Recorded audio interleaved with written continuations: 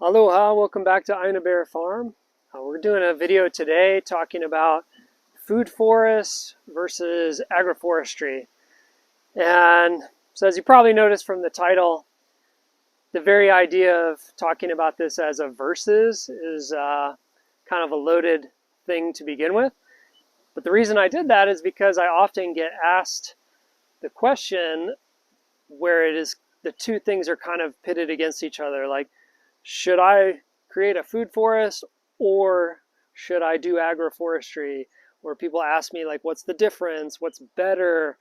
And so first I want to cover like just some quick semantic stuff. So for those of you that are like super familiar with all of this, you could jump ahead a couple minutes if you'd like to, but essentially agroforestry is really kind of an umbrella term that talks about participating in agriculture in a way that incorporates a forest ecosystem. And so it could be harvesting lumber from trees, other products that are non-food products, medicines, of course, food crops like fruits and things like and nuts and things like that. And so in that sense, a food forest is agroforestry. Any kind of system that mimics a forest in some way can be lumped into that idea of agroforestry. I think because centropic agroforestry has gotten so popular recently that is kind of what people connect to the word agroforestry really readily now. And so today in the video, what I want to talk about is sort of like doing centropic agroforestry and looking at food forests and, what is the difference, where's the overlap, and that sort of thing. So we're starting right here in part of our food forest. And, what makes this a food forest is that we are mimicking a forest. And for me, building a food forest is very connected to the idea that I want it to function like a forest. So, I've got this feijoa here. I've got a satsuma tangerine fairly close by. Behind my daughter working the camera, there's some giant banana trees, so we're kind of in the morning shade of that right now. I've got this ground cover of perennial peanut. We've got this herbaceous layer of coleus here. I've got another herbaceous layer of cranberry hibiscus. In the background is a very large ice cream bean that is kind of a full canopy for that type of tree right now. We've got longan nearby, T as in T-E-A-T.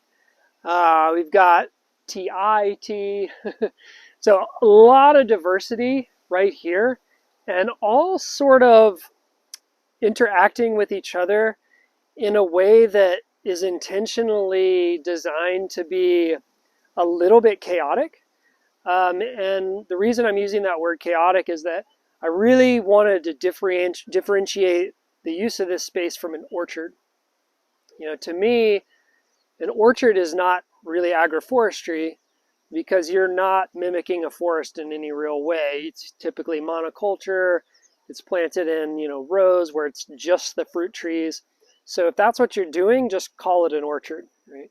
The only time I use the word orchard is if I'm talking to someone who's trying to figure out what my farm is all about, and I know that they are probably unfamiliar with food forests, permaculture, agroforestry, those types of terms, and that they're probably not interested at all in hearing me talk about it like I'm talking about it in this video. So I just will say I have an orchard.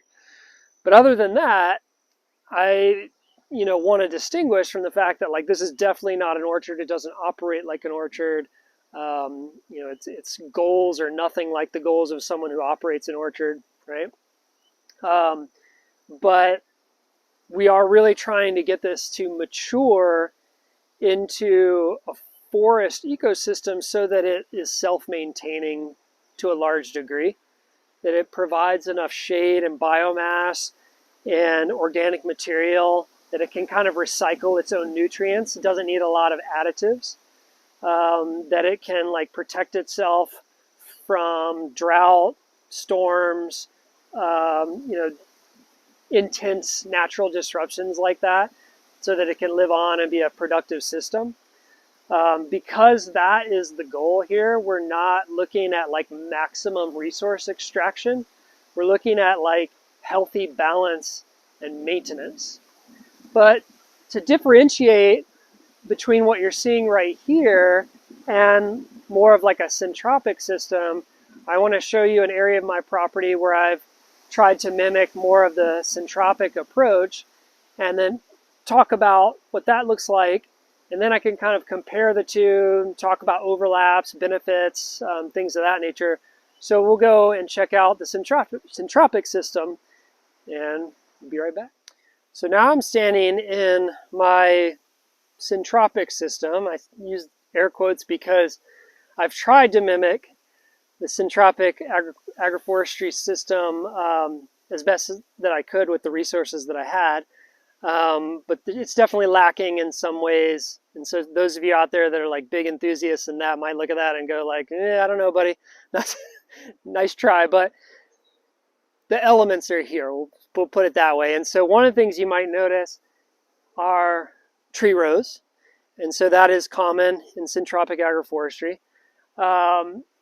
In this row in particular, we've got, this is kind of our long-term fruit tree. This is ulu or breadfruit.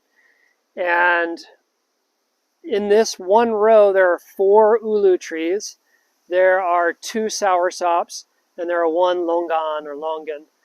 And those are the long-term trees that are spaced about 20 feet apart. In between those, we have bananas. And in some centropic systems, people will use the bananas as a faster, like short-term crop, either to sell or to eat or process. And in my system, they're just here for mulch. And that's because I have more bananas than I can already handle scattered throughout my farm and in my food forest. So these bananas are just here for biomass, shade, and mulch production. In between, we started with jack bean. We planted Sesbania, gliricidia. We had a lot of pigeon pea. So this is the remnants of the original pigeon pea, which I pruned back. I had them surrounding this ulu tree, and obviously now this one has died off and will just end up becoming biomass in this row.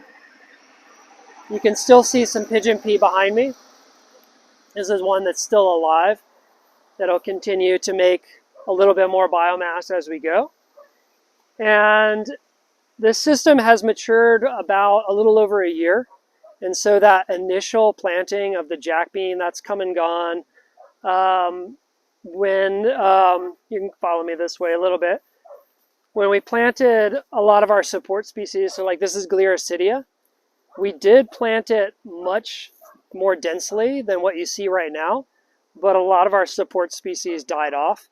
And that's why this system isn't really like an optimal centropic system, because in centropy or centropic systems, you're trying to have a really high level of diversity, complexity, and so you're really over planting everything. And this would be like full of tons of trees right now that are all this size or higher after about a year. And we didn't do that partly due to lack of resources, as in I did not have like a high diversity resource of seeds to put into this system. And then there were certain species that I intentionally avoided. Like a lot of people use eucalyptus. Where we are, eucalyptus, it's a bit of a problem tree. And so I knew that I could maintain it in a way that wasn't going to be a problem, but I just didn't really want to like add to our broader environmental problems that we have with eucalyptus. So I didn't use that. And then some of the trees like the Sesbania just didn't perform very well. And so I thought there would be like a lot of Sesbania here, but didn't go so well. So I've kind of just rolled with the way it's worked out, and I've been very pleased. We have been able to generate a lot of biomass. We already had a lot of guinea grass, so that's what all this is. So all these rows were literally cut out of what was just a field of guinea grass. So we've already got a ton of biomass in the grass, and it's about the height right now where we need to come in and cut it and add it to the planting rows. You can see the Tithonia or Mexican sunflower behind me. So we have multiple rows of that in between our planting rows. We've already chopped those several times and added, and so that's what the majority of all this is. It's from the Tithonia, and this stuff just breaks down really great with the leaf material. And so when you start kind of digging into the rows where the fruit trees are, there's a lot of organic material already there and settled. In between the Tithonia rows, we've got ice cream bean, and those are going to be a bigger canopy that's going to allow us to interplant some shade-loving agricultural species in there. And so we've talked about maybe doing ava, cacao, black pepper, some other things that are useful either for us or commercially. And so you can already kind of see like the difference. This is much more organized. Syntropic agroforestry is intended to be very successional in these stages of development. And it's intended to be very maintenance friendly, that like I can come in with this row of Tithonia and just like cut down the whole row all at once, pile it up. Same with the grass, cut it, pile it. And then eventually as it matures, you would come in and take out any competing species by pruning them out once they're providing a little bit too much shade, which is what I did with this pigeon pea, because it was way over the ulu plant here earlier this year. So I wanted to give the ulu some more sun in the winter. Took out a lot of the pigeon pea. A lot of it died back, which happens with pigeon pea, and that's totally fine because this ulu is a size now where it's really ready to kind of come into maturity and become a larger canopy tree. So again, you can see like very organized, very like sequence-based, very systemic approach to agriculture and forest agriculture. If I had to do a very large area commercially speaking, I would probably think more along the lines of using this type of system because the maintenance is really straightforward. But what I want to do now is hop back in the shade because it is roasting out here right now. We don't have that nice overstory. And then talk about that overlap and comparing the two types of systems a little bit more. All right, well, we're back in the shade here. It feels a lot better. Probably at least a good 15 degrees cooler. So we're just in a different area of the food forest where we've got more support species, Gliricidia, big ice cream bean again. This is Ho'ava. It's a native plant here in Hawaii that we like to integrate a lot of native plants into our food forest ecosystem. So I see benefits in both types of systems, and there's ways to do centropic systems that are much more similar to a food forest. There's ways to do food forests. They're much more similar to centropic systems. I've had people invite me to come see their food forest, and then I show up and it's really a centropic system. And so there's a lot of interchangeability with these ideas.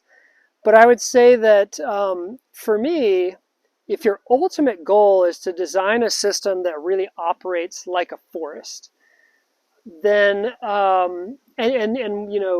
thinking about what your time scale is for getting to that level of like balance, that might dictate a lot of how you choose to design things from the beginning. Also, there's a strong connection to like your budget. And in centropic systems, especially if you use them in this way, it's a way of succession planting where you can get a lot of early crops out of your system that you can sell and start kind of breaking even or better at an earlier stage. Whereas this type of food forest design really takes like 5 to 7 years before you're starting to generate enough crop to probably break even on your investment. This type of food forest is an enormous amount of maintenance for me compared to that type of system, to the agroforestry. It's in the early years. Now later, like now, as these canopies are developing, like the grass that was once here is really losing its strength, so I don't have to cut the grass very often. I do have to prune things to open up light. It kind of becomes like the opposite problem where you need more light. But I'm definitely not having to water things as much now that we're getting more shade, more biomass and all that. To me, one of the biggest differences is when you plant an agroforestry system, you're often, like we talked about, overplanting, and you're often planting from seed. And the benefit of that is that you're going to have all these seed-grown plants come up, and you're going to be able to evaluate over time what are the strongest plants, which ones do you want to get rid of. If you've got all one species that are really dominating and doing well, maybe you take some of those out because you want to keep some others for diversity's sake. But it allows you to have like a lot of choices in how it's going to evolve over time. But on the flip side, if you have a very specific grafted variety of fruit or nut or something like that, where you want like a really specific product, you're likely either going to have to put a lot of work or pay a lot of money into getting a hold of that original tree. And if you do that, you're probably less likely to want to put it in an agroforestry system where it might not work out for you to keep that tree over time. Whereas in this system, those trees become like the focus of everything. Not a great example, but I do have a Meyer lemon right here. It's a grafted variety of lemon tree. It's really common, so it's not one that I'm like super obsessed and nitpicky about. But in this area, it is kind of like the fruit producing tree. And so everything around it is sort of here for support of that tree in a way. And I don't really have to worry about other fruit trees competing with that and then make a decision down the road about which one I want to keep. This one stays here. That was part of the plan from the beginning, and that's how it's going to evolve in the future. However, there's nothing to stop you in developing a food forest like this where you don't use a lot of the same principles that we just talked about with the centropic system. You could totally overplant this area, and in fact a lot of food forest designers design their systems that way, and then you come in and you just prune everything back. It's all biomass, it's all organic material, so you can really utilize the same succession plan and strategy that you use in an agroforestry system in a system like this. Nothing's stopping you from doing that, and there are plenty of places where we've done that, especially with Tithonia, planted it right next to trees, just cut it back, cut it back, cut it back, constantly adding it to the mulch of the fruit trees. Probably the biggest difference is the ease of maintenance. This is a lot more random, and the maintenance is more like spotty, and you really have to be very observant, like as you're moving through the space, to notice like, oh, this tree, ice cream bean above me, needs pruning at a certain time of year because of the way the sun moves over my lemon tree. So it's not like a uniform row where I just go and do all the pruning at once. It's a little bit more timing sensitive, and it's a little more random.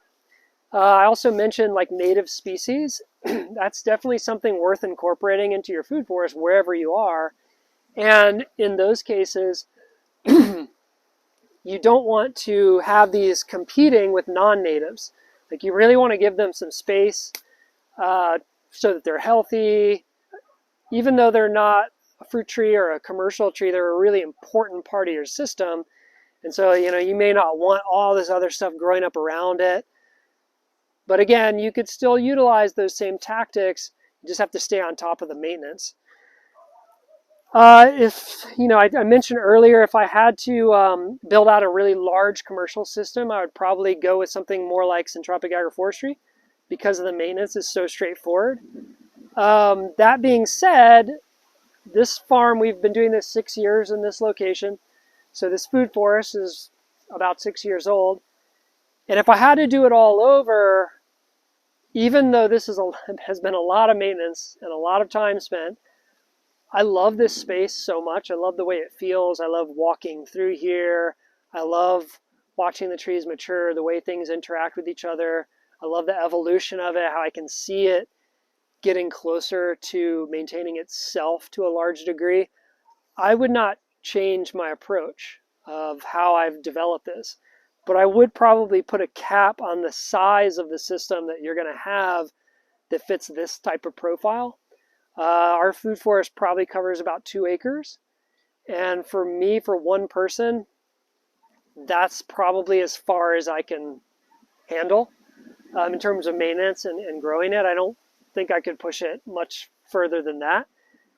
Now, over time, maybe you could have your 1 acre mature 10 years, then you start a new one, 10 years, you start a new one once the maintenance really goes down. But as far as starting it from scratch and trying to, how far should you expand? I don't think you can get further than about 2 acres. Whereas Syntropic agroforestry, especially if you start incorporating some equipment, like I don't really see a huge cap on that because the maintenance is so straightforward. Some people love the organized, manicured look of the rows too, and that's their thing. And I prefer this, the kind of chaos, the feeling that like I could almost be in a natural forest here. But I also do like the ease of maintenance with the agroforestry. So if you got the space, do both and incorporate ideas of both into the other. They will both get better if you do that. So of course, in the end, anytime I'm asked a question about permaculture, what's better, this or that, my answer as always is, well, it depends. Comes back to your goals, what you want out of it. But they're both great. Hopefully this was interesting. Throw down the comments if you have stuff to add or questions. I'd love to kind of see more conversation around this. I think it's fascinating. And we'll see you next time back here at Aina Bear Farm. Aloha.